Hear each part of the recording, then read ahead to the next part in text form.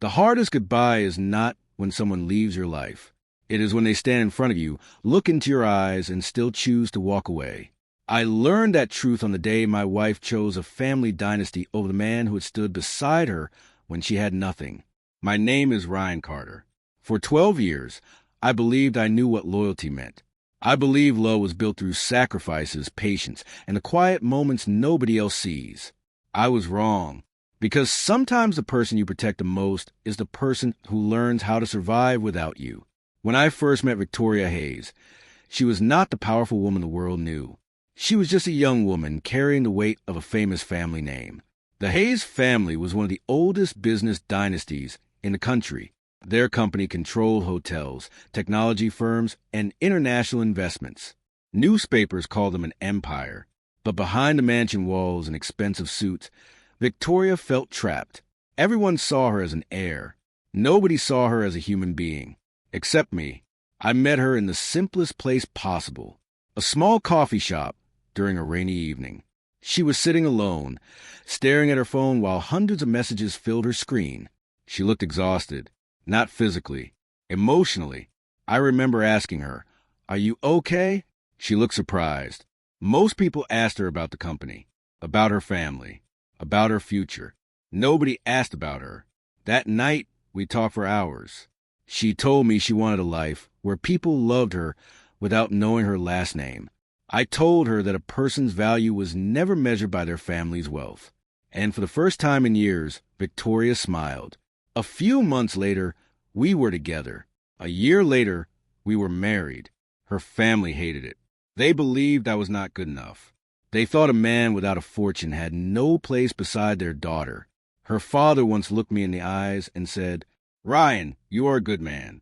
But good men do not protect family legacies." I never argued. I never tried to prove myself, because I believed time revealed the truth. And for years, I thought time was on my side. Victoria and I built a quiet life away from the dynasty. We lived in a small house. We cooked together. We laughed about ordinary things. Those were the moments I valued most. Not the expensive vacations, not the luxury gifts. Just her sitting beside me after a long day, telling me about her dreams. But slowly, things began to change. The calls from her family became more frequent. The invitations to meetings returned. The pressure started again. Her father became sick, and suddenly the family needed Victoria. They told her the company was falling apart. They told her she was the only person who could save the dynasty. At first, I supported her. I told her, "If this is something you need to do, I will stand beside you." But I noticed something changing. Victoria started spending more nights at the family mansion. She stopped talking about our future. Every conversation became about responsibilities, about expectations, about what she owed her family. One night, I found her sitting in the dark living room. She looked like someone fighting a battle inside her own mind. I sat beside her and asked, "What happened?" She stayed silent for a long time. Then she whispered, "My family needs me." I nodded. "I know." She looked at me, "But they need me to come back permanently." The room became completely silent. I felt something break inside me. Not because she wanted to help her family. That was not the pain. The pain was realizing that somewhere along the way, I stopped being part of her future. I asked quietly, "What about us?" Victoria looked away. That small movement told me more than any words could. "I don't know, Ryan." Those 4 words hurt more than anger ever could, because anger means someone still cares. Indifference means they have already started leaving. The next morning, she made her decision. Victoria chose the Hayes dynasty. She chose the empire. She chose the responsibility that had controlled her entire life. And she chose it over our marriage. Before she left, she said something I would never forget. "I hope one day you understand why I had to do this." I looked at her suitcase near the door. Then I looked at the woman I loved. And for the first time, I realized something painful. You cannot convince someone to choose you. Love cannot be forced. Respect cannot be begged for. So I simply said, "I hope one day you understand what you lost." She walked away. The door closed, and my old life ended. But what I did next surprised everyone. I did not chase her. I did not attack her family. I did not try to destroy the dynasty that took her away, because somewhere in that silence, I discovered a truth the Stoics understood centuries ago. The only thing a person truly owns is their own character. Everything else can disappear. People leave. Fortunes collapse. Promises change. But the person you become after losing everything, that is the one thing nobody can take from you. And my journey was only beginning. Because Victoria believed she had chosen the winning side, she had no idea the quiet man she left behind was about to become someone she could never reach again. The first few days after Victoria left were the hardest, not because I missed the house, not because I missed the routine. I missed the person I thought I knew. There's a strange kind of pain that comes when someone leaves your life, but everything around you stays the same. The same chair, the same coffee cup, the same room where two people once planned a future together. But suddenly, everything feels unfamiliar. I would wake up every morning, expecting to hear Victoria moving around the house. I would expect her to ask me how I slept. I would expect her to complain about my terrible habit of leaving books everywhere. Then reality would return. She was gone, and the silence was louder than any argument we ever had. For a while, I allowed myself to feel the pain. I did not pretend I was fine. I did not hide behind fake confidence. The world often teaches people that showing pain is weakness. But the Stoics understood something different. A person cannot control the storm outside, but they can learn how to stand calmly inside it. So I stopped asking questions I could never answer. Why did she choose them? Why was I not enough? Why did she leave after everything we built? Those questions only created more suffering. I realized something important. Pain is unavoidable, but suffering comes from fighting against reality. And reality was simple. Victoria made her choice. I had to make mine. I could spend years trying to prove I was the better choice. Or I could accept that my worth was never decided by someone else's decision. That realization became the beginning of my transformation. I started rebuilding my life, not to make Victoria jealous, not to show her what she lost, but because I finally understood that I had abandoned myself while trying to save someone else. For years, I had measured my happiness through Victoria's happiness. Her dreams became my dreams. Her struggles became my struggles. Her family's approval became something I secretly wanted. But losing her forced me to look at myself again. And honestly, I did not recognize the person staring back. I had forgotten my own ambitions. Before marriage, I had a small technology company. Nothing impressive. Nothing that attracted attention. Just an idea I believed in. But after marrying Victoria, I slowly pushed it aside. Her world was bigger. Her family was powerful. I convinced myself my goals were not important. Now, with nothing left to lose, I returned to that old dream. Every morning, I woke up early. I worked. I learned. I failed. Then I tried again. Nobody noticed. Nobody cared. And strangely, that was peaceful, because for the first time in years, I was building something without needing anyone's approval. Months passed. My small company started growing. A few investors became interested. A few people began believing in my vision. But I kept everything quiet. I did not announce my progress. I did not post about my success. I did not try to send messages through social media, because I was not building a new life to impress the person who left my old one. I was building it because I deserved one. Then one evening, I received a message. It was from someone I did not expect. Victoria's younger brother, Daniel. The message was short. "Ryan, we need to talk." I stared at the screen for a long time. A part of me wanted to ignore it. Another part wondered why he was contacting me after months of silence. I agreed to meet. The next day, Daniel arrived at my office. But the confident man from the Hayes family was gone. He looked nervous, tired, almost defeated. He sat down and said, "Ryan, I owe you an apology." I remained silent. He continued, "When Victoria came back, we thought she made the right decision. We thought the family needed her. We thought you were just someone she would eventually forget." His words did not surprise me, because I already knew that was how they saw me. But then Daniel said something that caught my attention. Something happened inside the company. I looked at him. What do you mean? Daniel lowered his voice.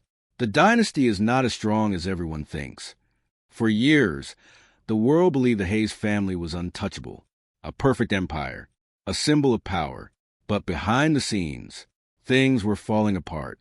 Bad investments, internal conflicts, broken partnerships. The same family that once believed they did not need anyone was now facing a crisis. Daniel looked at me carefully. Ryan, Victoria wants to talk to you. I leaned back in my chair. Months ago, hearing those words would have destroyed me. I would have rushed. I would have hoped. I would have believed that maybe she finally understood my value. But something inside me had changed. I simply asked, why? Daniel looked uncomfortable, because she realized she made a mistake. The old Ryan would have felt victory. The old Ryan would have smiled. But the new Ryan felt something completely different. Peace, because I finally understood. Someone returning does not erase the pain they caused. Someone regretting their choice does not automatically rebuild trust. Sometimes people only recognize your value when they lose access to you. But that does not mean you have to reopen the door. That night, I sat alone in my office. I looked at everything I had built, the company, the life, the confidence I had found again. And I remembered something Marcus Aurelius once understood. A person who depends on others for their happiness will always live like a prisoner. But a person who finds peace within themselves becomes free. The next morning, Victoria arrived at my office. For the first time in months, we stood face to face. She looked different, not powerful, not like the heir of a billion-dollar dynasty, just like the woman I once loved. Her eyes were filled with regret, and her first words were simple. Ryan, I was wrong. But she did not know something. The man she left behind was no longer waiting for her return. He had already found himself. And that was the one thing she could never take away. There are moments in life when the past returns, not because it belongs in your future, but because it wants to know if you are still the same person it left behind. When Victoria stood in front of me after months of silence, I expected to feel something. Anger, sadness, maybe even relief. But the strange thing was, I felt calm. The woman who once had the power to break my heart was standing only a few feet away from me. Yet my heart was no longer in her hands. Victoria looked around my office. The place was different from the small room where I started. The walls were covered with plans, achievements, and memories of struggles nobody knew about. She looked at everything quietly. Then she looked back at me. You built all this? I nodded. Yes. A small smile appeared on her face. Not a proud smile. A painful one. I always knew you were capable of something great. I looked at her. But you never believed it when I needed you to. Her expression changed, because she knew I was right. For a moment, neither of us spoke. The silence carried all the words we had avoided. The nights she stayed away. The conversations we never finished. The promises that disappeared. Finally, Victoria sat down. Ryan, I know I hurt you. I stayed quiet. She continued. When I left, I convinced myself I was making the responsible choice. I told myself the family needed me. I told myself our marriage could survive anything. She looked down, but I was lying to myself. I listened, not because I was waiting for an apology, but because closure sometimes comes from hearing the truth. I thought the dynasty was everything, she said. I thought protecting the Hayes name was my purpose. Her voice became softer, but I realized something after I returned. She looked at me. The people who claimed they needed me only needed what I could provide. Those words were painful, because I understood them. Victoria spent her whole life trying to earn love from people who measured her value by what she could do for them. And without realizing it, she had done the same thing to me. She measured our relationship by what she believed was practical, not by what was real. Ryan, she whispered, I lost myself trying to save my family. I looked out the window. The city lights reflected against the glass. Years ago, I would have reached across the table. I would have told her everything was okay. I would have forgiven instantly. But forgiveness and reconciliation are not the same thing. The Stoics understood that. Forgiveness frees your heart, but wisdom protects your peace. I turned back to her. I forgive you, Victoria. her eyes filled with emotion. But I cannot go back to who I was. She looked surprised. Why? I took a moment before answering. Because the person you left behind is gone. The room became silent. I spent months trying to understand why you chose him over me. Then I realized I was asking the wrong question. Victoria watched me carefully. The question was never why you left. I paused. The question was why I stopped choosing myself. Those words were not meant to hurt her. They were meant to remind myself. For too long, I had searched for my value in someone else's love. But value does not come from being chosen. It comes from knowing who you are even when nobody chooses you. Victoria wiped away a tear. I came here because I want another chance. I expected those words to affect me, but they did not. Because sometimes a person you spent years waiting for arrives after you have already learned how to live without them. I need to know something, she said. Do you hate me? I shook my head. No. Her eyes looked hopeful. But I also don't need revenge. She looked confused. I thought you would want me to suffer. I smiled slightly. That would mean you still control my emotions. She became quiet. And that was the moment she understood. The strongest punishment is not making someone feel your pain. The strongest response is becoming someone who no longer needs them to understand it. A few days later, the news broke. The Hayes dynasty was in serious trouble. Investors were leaving. The company's reputation was damaged. The same people who once ignored me suddenly started calling. Victoria's father requested a meeting. The man who once told me I was not worthy now wanted my help. When I entered the Hayes mansion again, everything looked the same. The expensive furniture, the massive halls, the paintings of generations of success. But something felt different, because I was different. Victoria's father sat across from me. His confidence was gone. Ryan, he said, we made a mistake. I listened. He continued, we judged you because you did not come from wealth. He looked away, but we failed to see something important. I waited. You had something this family never had. What? He looked at me. Character. Those words would have meant everything to the old me.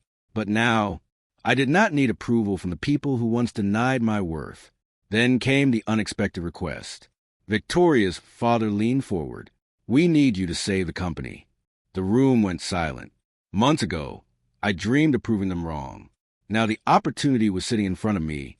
The chance to show everyone what they lost. The chance to make them regret every insult. But as I looked at them, I realized something. Revenge was no longer interesting. Because I had already won. Not because I became richer. Not because they needed me. But because I had found peace without them. However, there was one truth nobody knew. The fall of the Hayes dynasty was not caused only by bad decisions. There was someone inside the family who had been secretly destroying everything. And when that truth came out, everyone would discover that the person they trusted the most was the one who betrayed them all. Power has a strange way of revealing people's true nature. When everything is going well, everyone wants to stand beside you. But when everything starts falling apart, the masks begin to disappear. The Hayes family learned that lesson when their empire started collapsing, and the person they trusted the most became the reason they almost lost everything. After Victoria's father asked for my help, I did not answer immediately. I walked away from the mansion that evening and drove home. Not the old home where Victoria and I once lived. My home, the place I built after losing everything. I sat alone in my office and thought about the decision in front of me. Helping the Hayes family would be easy. I had the knowledge. I had the resources. My company had grown enough to rebuild their damaged reputation. But the question was not whether I could help them. The question was whether I should. Because sometimes people confuse kindness with returning to the same place that broke them. The old Ryan would have accepted immediately. He would have thought, now they finally need me. Now they finally see my value. But the new Ryan understood something different. Your actions should come from your principles, not from your wounds. I did not want to save the Hayes family because I wanted their respect. I wanted to save them because it was the right thing to do. There is a difference. One comes from ego. The other comes from character. The next morning, I returned to the Hayes headquarters. The same building where years ago I was treated like an outsider. Employees looked at me differently now, not because I had changed, but because their perception had changed. That was something I found interesting. People often judge your value by your current position. They rarely see the person underneath. I entered the meeting room where Victoria, her father, and the executives were waiting. Victoria looked at me. She seemed nervous. "Ryan," I placed a folder on the table. "I will help." Everyone looked surprised. Her father leaned forward. "Really?" I nodded. "But there are conditions." The room became quiet. "I am not here to return to the family." I looked at Victoria. "I am not here to repair the past." Then I looked at everyone. "I am here to fix a problem." Victoria lowered her eyes. She understood. I was offering help, not a second chance.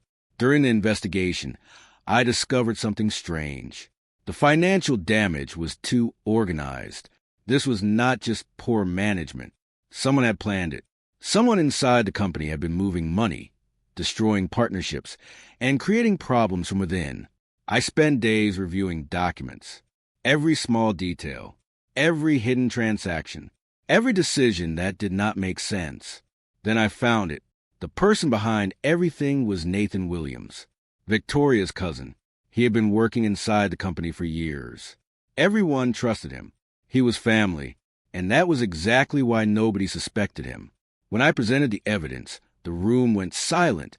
Victoria looked shocked. "Nathan?" She could barely say his name. Her father closed his eyes. The betrayal hurt more because it came from someone they loved. Nathan was not trying to destroy the company out of anger. He wanted control. He believed the Hayes dynasty belonged to him. He thought if the company collapsed, he could rebuild it under his own name. But there was one thing he did not understand. A foundation built on betrayal always destroys itself. Nathan was confronted the next day. At first, he denied everything. He laughed. He thought he was smarter than everyone. Then the evidence was placed in front of him. His confidence disappeared. For the first time, everyone saw the truth. The person they trusted had been wearing a mask. After Nathan was removed from the company, the crisis slowly began to stabilize. The Hayes family was damaged, but they were no longer blind. They finally understood the lesson I had learned months earlier. A person's greatest wealth is not money. It is wisdom. One evening, Victoria came to my office again. This time, she was not asking for help. She just wanted to talk. "I finally understand," she said. I looked at her. "Understand what?" She took a breath. "That I lost the most valuable thing in my life because I was chasing something that was never truly mine." I said nothing. She continued. "The dynasty, the reputation, the power." She smiled sadly. "I spent my whole life trying to protect a name." She looked at me, but I forgot to protect the person who loved me. Her words were honest, and maybe months ago, they would have healed something inside me. But healing changes you. The wound may close, the scar may remain, but you stop touching it to remember the pain. Victoria looked at me. "Is there any chance for us?" The question stayed in the air. A question I once dreamed of hearing. A question I once begged life to answer. But now, I had a different answer. "I don't hate you, Victoria." She nodded. "I know. I forgive you." A tear rolled down her face. But forgiveness does not always mean returning. She looked down, and in that moment, she finally understood. Sometimes losing someone is not the tragedy.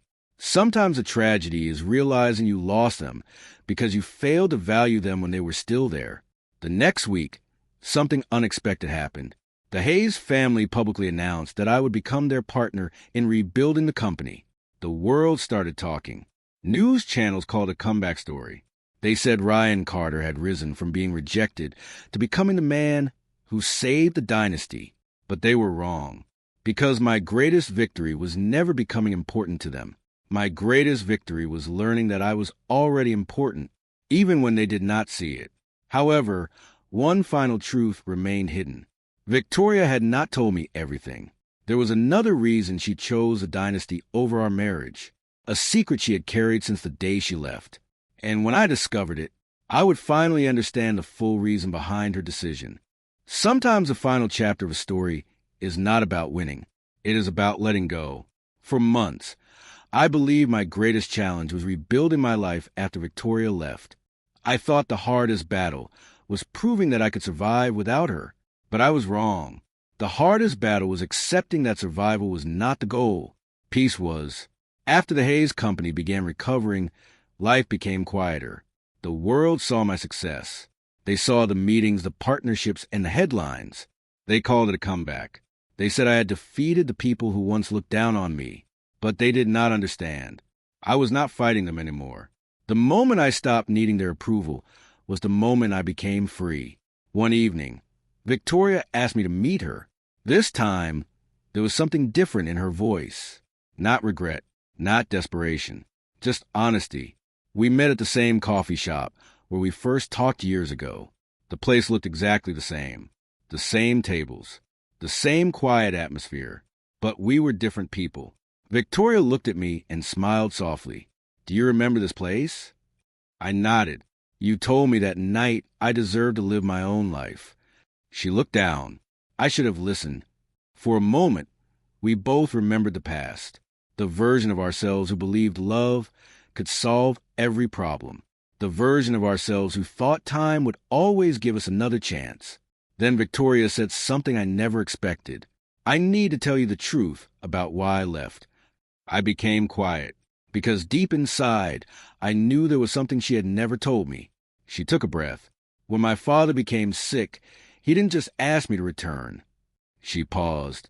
"He threatened to destroy everything we built if I refused." I looked at her. "What do you mean?" Victoria's eyes became heavy. "He knew about your company. He knew about your dreams. He told me that if I stayed with you, he would make sure your business never succeeded." For a moment, I said nothing. The old pain returned, not because she left, but because she carried that burden alone. "Why didn't you tell me?" She looked away. "Because I was afraid." "Afraid of what?" "That you would fight my family, that you would lose everything trying to protect me." She wiped a tear, and I thought leaving you was the only way to save you. The truth was painful, because suddenly the story looked different. Victoria did not leave because she stopped caring. She left because fear controlled her, but there was still something important. A person's intentions matter, but so do their choices. She chose silence.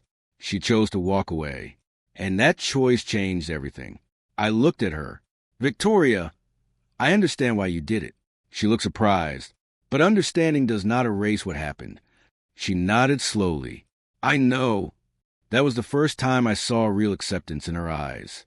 Not an excuse, not a defense, just acceptance. And maybe that was the final kindness we could give each other. The truth. A few weeks later, Victoria and I officially ended our marriage. No fighting, no revenge, no public drama. Just two people accepting that sometimes love can be real and still not be enough to bring two lives back together. Many people did not understand my decision.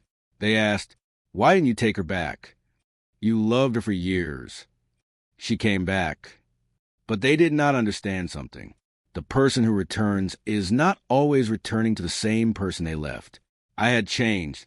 I was no longer the man waiting at the door, hoping someone would choose him. I had learned to choose myself. Years later, I visited the old neighborhood where Victoria and I once lived. The house was no longer ours. The memories remained, but they no longer controlled me. I stood there and realized something powerful. The chapter was never about Victoria leaving. The chapter was about me finding myself after she left. The Stoics taught that we suffer when we try to control what was never ours. We cannot control another person's heart. We cannot control their decisions. We cannot control whether they recognize our value. But we can control our response. We can choose dignity over desperation, peace over revenge, growth over bitterness. Because the strongest person is not the one who makes others regret losing them. The strongest person is the one who no longer needs anyone to regret it. Victoria chose a dynasty. I chose myself. And in the end, she lost a husband who would have given her everything. But I gained something far more valuable. A life where my happiness no longer depended on someone else's choice. Remember this. Never beg someone to stay in a place where they no longer see your worth. Sometimes the greatest act of self-respect is quietly walking away and becoming someone you are proud to be. Life will take people from you. It will break your plans. It will challenge your heart. But if you protect your character, you will always have something nobody can steal: your inner peace. Thank you for listening to this story. If this message connected with you, subscribe for more stories about resilience, wisdom, and the power of becoming stronger through life's hardest moments.